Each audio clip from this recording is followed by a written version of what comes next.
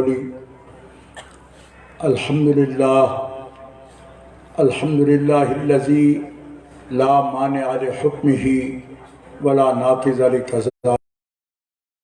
والصلاة والسلام علی سید انبیائہ وسند اولیائہ واحبابہ المعارضین لأعداء بعد فاعوذ باللہ من الشیطان الرجیم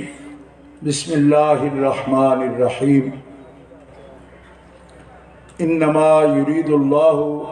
لیذہب عنکم الرجس اہل البیت ویطہرکم تطہیرا صدق اللہ العلی العظیم ان اللہ وملائکتہ یصلون علی النبی یا ایہا الذین آمنوا صلوا علیہ وسلموا تسلیما اللہم صلی علی سیدنا و مولانا محمد وعلی آلہ وصحبہ وبارک وسلم صلاۃ و سلام علیک یا رسول اللہ صلاۃ و سلام علیک یا حبیب اللہ منزہ عن شریک فی محاسنہ فجوہر الحسن فیہ غیر منقسم مولاي صل وسلم دائما ابدا على حبیبک خیر الخلق کلہم۔ اللہ تعالی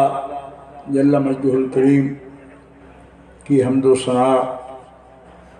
حضور قائد المرسلین امام الاولین والآخرین جناب محمد مصطفیٰ احمد مجتبیٰ صلی اللہ علیہ وآلہ واصحابہ وبارک وسلم کی بارگاہ اقدس میں درود و سلام ہدیہ کرنے کے بعد معزز سامعین، اہل اسلام، اہل سنت و جماعت، عاشقان مصطفیٰ، آج کی یہ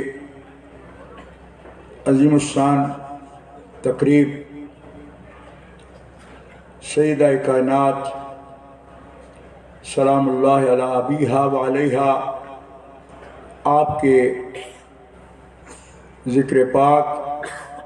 اور ربیع النور شریف کی نسبت سے میلاد پاک کے مقدس عنوان سے معنون ہے۔ آج یہاں پوری دنیا سے، امریکہ سے، عالم عرب سے علماء کرام محققین نے خطابات کیے، اور ابھی بہت سے اصحاب علم آپ کے سامنے گفتگو فرما رہے تھے۔ آ کر اپنے سرپرست اعلیٰ جانشین امیر ملت شیخ طریقت حضرت قبلہ الحاج الحافظ القاری پیر سید منور حسین شاہ صاحب جماعتی مدظلہ رات لاہور میں کانا میں کانفرنس میں وہ بھی موجود تھے، آ کر بھی حاضر تھا، طویل سفر کر کے حضرت شیخ طریقت والا مرتبت فخر السادات قبلہ پیر سید محی الدین محبوب صاحب دامت معالیکم ان کی اور ارشاد پر حاضری کا شرف حاصل کر رہا حضرت اور ان کے تمام مریدین سے ہدیہ تبریک تسلیم کے ساتھ دعا ہے اللہ تعالیٰ اس سلسلہ فیض کو تا قیام قیامت اور بعد قیامت بھی جاری و ساری رکھے۔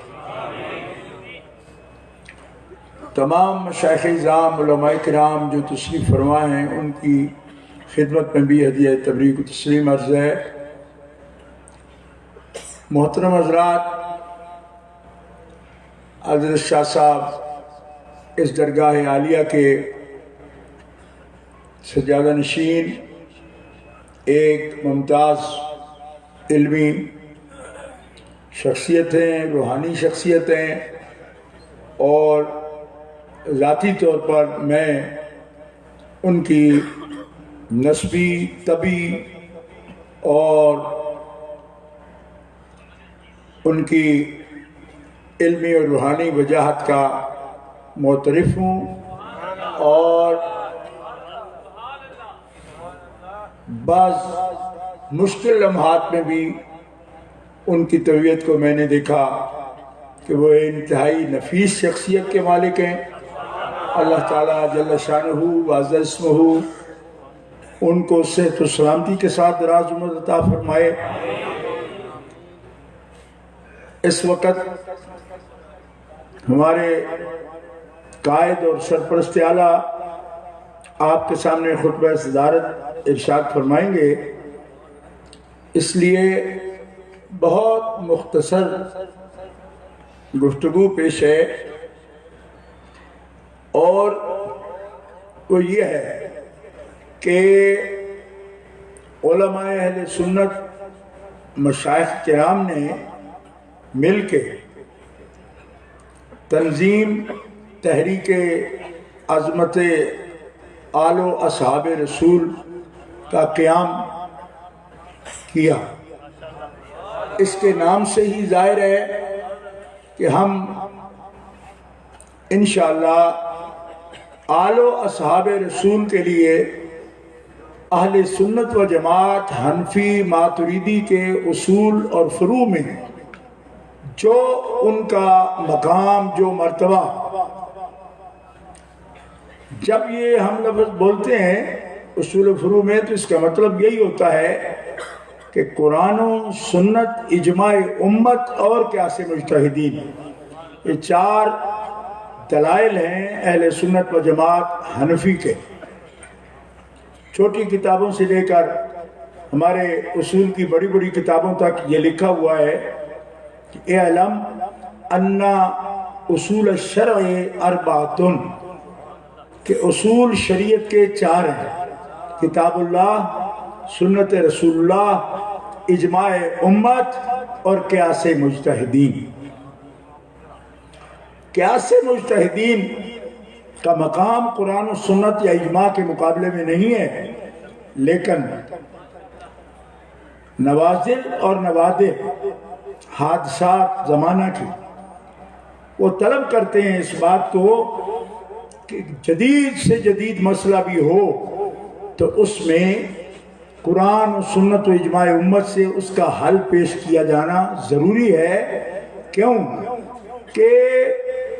قرآن کتاب اللہ یہ کسی خاص وقت کے لیے نہیں ہے، قیامت تک کے لیے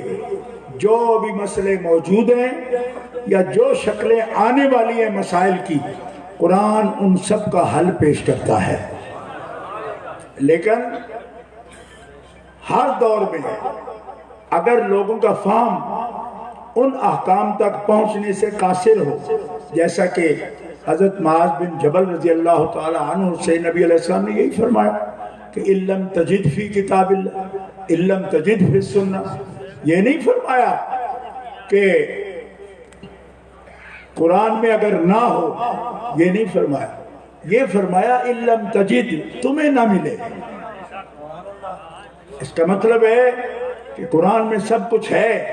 لیکن فہم اس اصل تک پہنچنے سے قاصر ہو سکتی ہے۔ تو کیوں کہ کتاب ایسی کتاب ہے کہ لا رطب ولا یابس الا فی کتاب مبین، کتاب پرانی نہیں ہوئی، مرور زمانہ کے ساتھ کائنات کے جتنے دساتیر ہیں، ادیان ہیں، ان کو زمانہ گزرنے سے فرق پڑتا ہے، لیکن کتاب اللہ وہ کتاب ہے جو ہر دن، ہر لحظہ،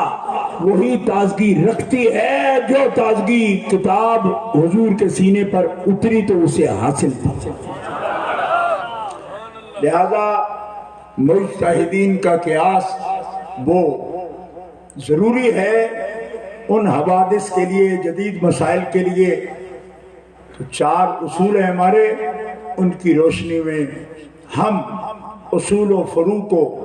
اسی طرح حل کرتے ہیں، طے کرتے ہیں۔ اور اہل سنت و جماعت، حنفی، ماتریدی، ان کا یہ امتیاز ہے کہ اللہ کے فضل و کرم سے کوئی منحرف، کوئی بدعت، کوئی باطل اس کو دین کا کسی خرافات کو، کسی بدعت کو اگر یا بدعات کو دین کا حصہ یا سواد اعظم اہل سنت و جماعت کا حصہ بناتا ہے تو نبی کریم علیہ السلام کا فرمان ہے کہ یہ مجھ پر میرے رب کا کرم ہے کہ میری امت گمراہی پر کبھی جمع نہیں ہو سکتی۔ جامع ترمذی شریف اٹھا کے دیکھیں، لا تجتمع امتی علی دلالت، اللہ تعالی میری امت کو دلالت پر، گمراہی پر کبھی جمع نہیں فرمائے گا۔ 3 آدمی بھی بیٹھے ہوں، ان میں ایک غلطی کرے تو یہ امت محمدیہ کی پہچان ہے کہ دوسرا اس کو بتائے گا کہ تم غلطی پر جا رہے۔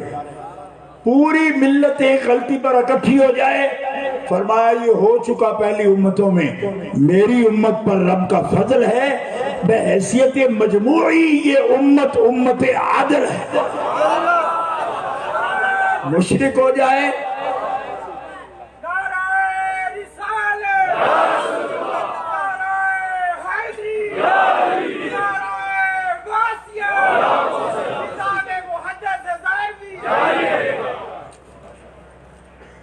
پوری امت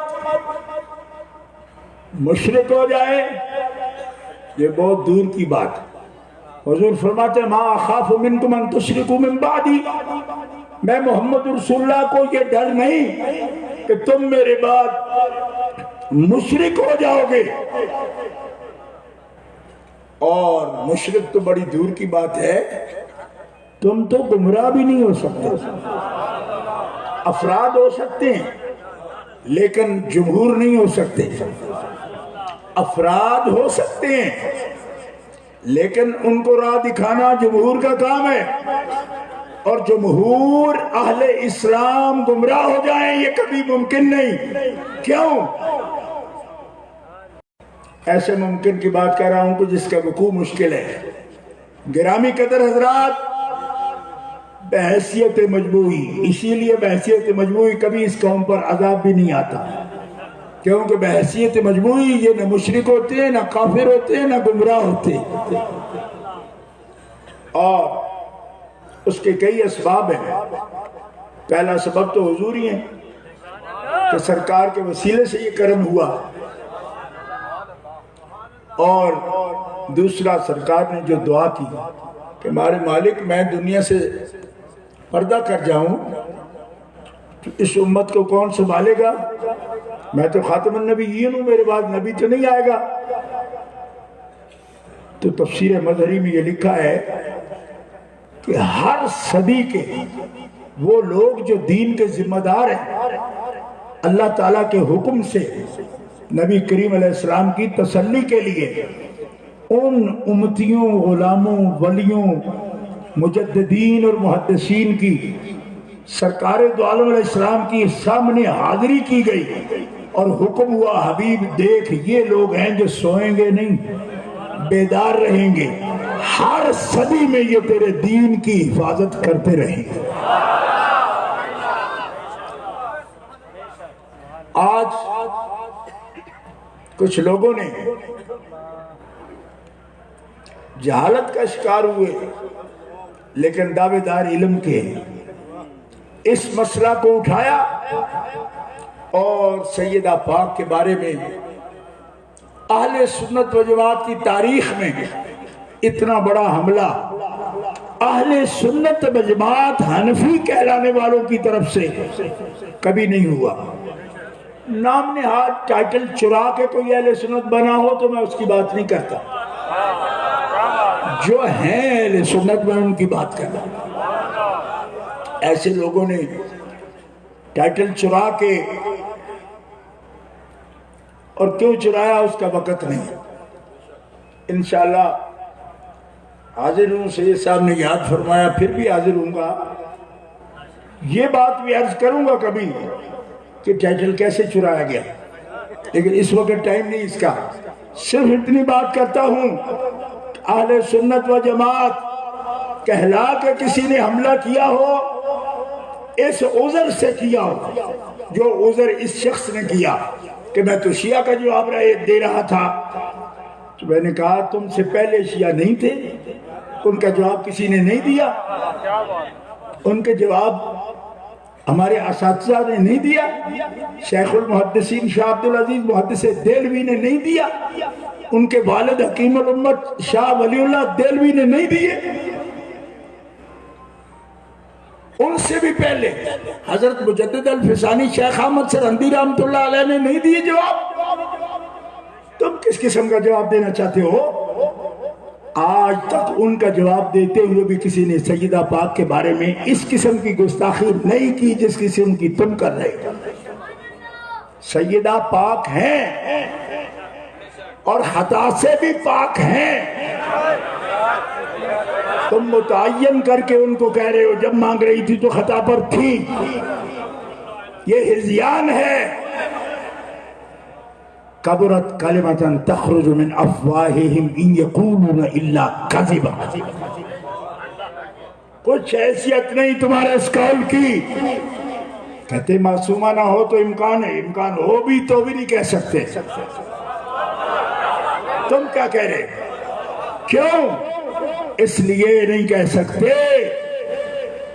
کہ سیدہ پاک جگر پارا ہیں رسول گرامی کا، اور رسول پاک کل کے کل پاک ہیں۔ ٹائم نہیں جاتا، ایک لفظ میں بات ختم کرتا ہوں، ایک جملہ میں،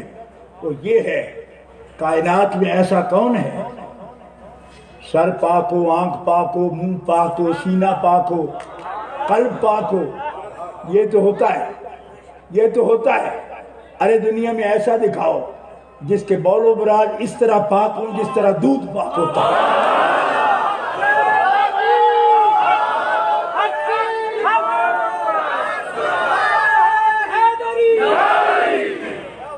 بات سمجھ آئی دوستو؟ یہ تو وہ ہیں کہ جن کے بول و براز کے لیے الشفاء بتعریف حقوق المصطفیٰ اٹھا کے دیکھو، مصطفیٰ علیہ السلام کے خبرات مبارک اور بول و براز بھی اس طرح پاک ہے جس طرح دودھ پاک ہوتا ہے۔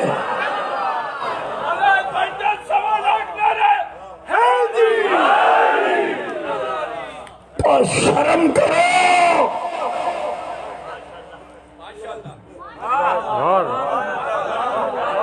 فضلات عالیہ کی بات نہیں کر رہا، تو فضلات کہلاتے ہیں نا، لیکن میں تو اس عضو کی بات کر رہا ہوں جس پر مدار حیات ہے۔ اور یہ بھی ترجمہ ہم نے نہیں کیا، شیخ محقق اشیاءۃ اللمعات شرح مشکات میں بدعتن کا ترجمہ جگر پارا کرتے ہیں، اور امام اہل سنت مولانا شاہ عبد الرضا خان خطوات رضویہ میں اس کا ترجمہ کرتے ہیں، وَعَلَوْ فِرْزَتِ قَبِدِ خیر الانبیاء، خیر الانبیاء کے جگر کا ٹکڑا ہے سیدہ خاتون۔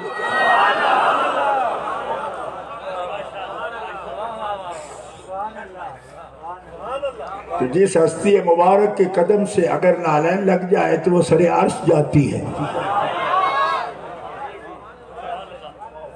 ارے جن کے بال مبارک صرف منسوب سند بھی کوئی نہیں، بڑے بڑے توپ کاپی میں پڑے رکھے ہوئے ہیں، منسوب ہے نا، سند تو نہیں ہے نا۔ اور میں جن کی بات کر رہا ہوں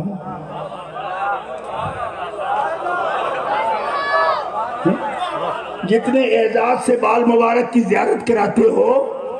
اس کا مطلب ہے کہ بال مبارک اگر محبت سے رکھے ہوئے ہیں اور زیارتیں کروا رہے ہو تو اس کا شجرہ بتا سکتے ہو، اور فاطمہ الزہرا کے شجرے میں شک کر سکتے ہو؟ بلا واسطہ جگر کا ٹکڑا ہے، اس لیے کیا بیان کروں؟ جن کے قدم کے نیچے آئے ہوئی نالین یہ مقام رکھے، جن کے اترے ہوئے بال مبارک زلفوں کے ہوں یا داڑھی مبارک کے ہوں، ان کا اعزاز یہ ہے ان کا جگر مبارک بمنزل جگر، جن کو فرمایا بدأتم منی۔ محدثین فرماتے ہیں کہ حضور کی عزت ہے، حضرت خاتون جنت کی عزت حضور کی عزت ہے، اور جو ان کی اہانت کرے، خفیف بات کرے، گھری ہوئی بات کرے، وہ توہین حضور کی کرتا ہے۔ اس واسطے حضرت مفتی چمن زمان صاحب نے اور مفتی جمیل احمد صاحب نے فتویٰ دیا اہل سنت سے خارج کہا اس سلیمان کو، مگر 4 اکابر کے اقوال اور اس سے بھی زیادہ مفتی چمن زمان صاحب نے لکھے، 224-25 صفحات کی کتاب ہے،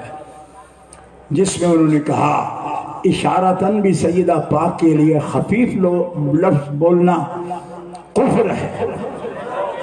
اور کوئی اس پر ڈٹ جائے تو وہ کافر ہو جاتا ہے۔ اللہ تعالیٰ جل شانہ ہمیں اس فتنہ کے مقابلے کی توفیق عطا فرمائے، اور آل و اصحاب ہم اہل سنت و جماعت کے طریقے کے مطابق اس اسٹیج پر اہل سنت و جماعت سادات کرام متفق ہیں، اور میں گزارش کروں گا حضرت سید صاحب قبلہ سے کہ یہاں اگر کرم فرمائے میرے ساتھ تشریف لائیں، میں مسجد شریف میں یہ عہد کرنا چاہتا ہوں کہ ہم آل و اصحاب کی عظمت کے لیے یک دل اور یک جان ہو کر جدوجہد کرتے رہیں گے۔ ہماری زندگیاں، ہمارا جینا، ہمارا مرنا، یہ سب سید پاک کی عظمت کے لیے ہے، اور آخری دم تک ہم یہ جدوجہد جاری رکھیں گے، اور ان لوگوں کے فتنے کا مقابلہ کریں گے جن کو یزیدی ہونے پر فخر ہے۔ اگر تمہیں یزیدی ہونے پر فخر ہے تو سن لو، ہمیں فاطمی اور حسینی ہونے پر فخر ہے۔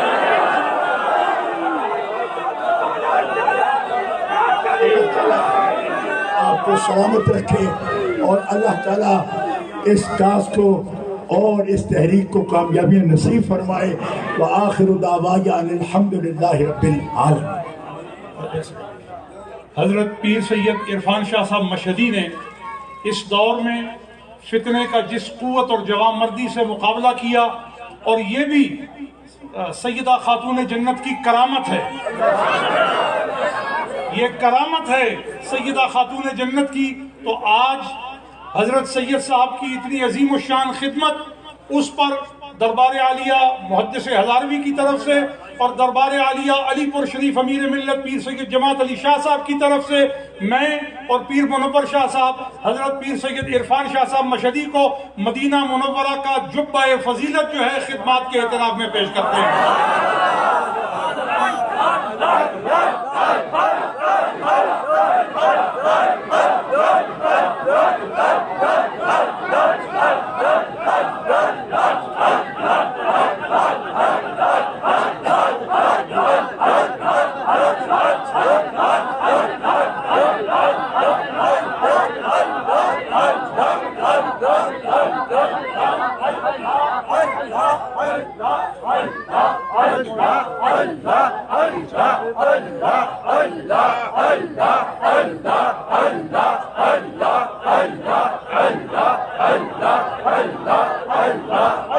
آپ صفیں درست کر لیں۔ نماز پڑھنے کے بعد حضرت